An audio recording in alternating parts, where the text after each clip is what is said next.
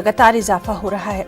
पिछले 24 घंटों में 1267 नए मामलों की तशखीस हुई है। सबसे ज्यादा मामले बेंगलुरु में 783 नए मामले सामने आए हैं। इन नए मामलों की रोशनी में आने के बाद रियासती कर्नाटक में कोरोना मुतासिरीन की तादाद 13,000 से तजावुज कर गई है। कर्नाटक में इस वक्त कोरोना के तकरीबन 6,000 एक्टिव मामले हैं। रियासत में अब तक 7,500 से ज्यादा अफराद कोरोना से सेहतयाब हो गए हैं, जबकि अब तक 220 अफराद की मौत हो चुकी है।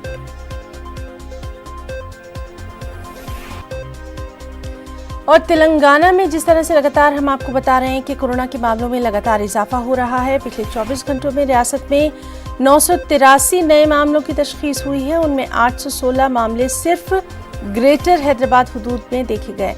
इस तरह रियासत में कोरोना मुतासिरीन की मजमूई तादाद 14,419 हो गई है।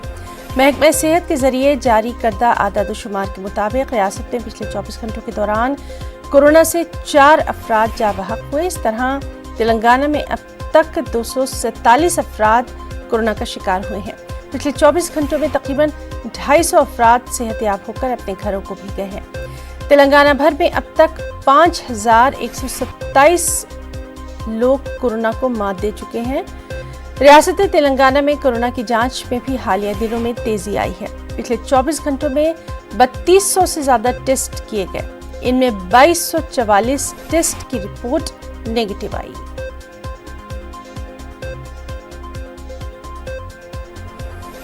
वहीं मध्य प्रदेश में कोरोना मरीजों में लगातार इजाफा देखा जा रहा है। देर रात से सूबे में कोरोना के 72 नए मामले सामने आए।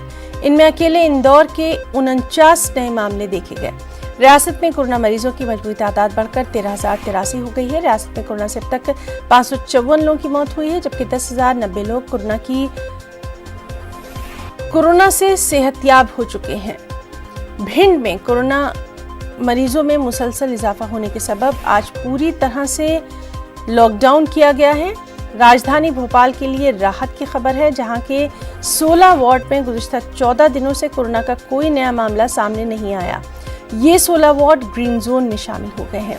भोपाल के 8 रेड वार्ड में महकमा सेहत आज घर घर जाकर हेल्थ सर्वे करेगा।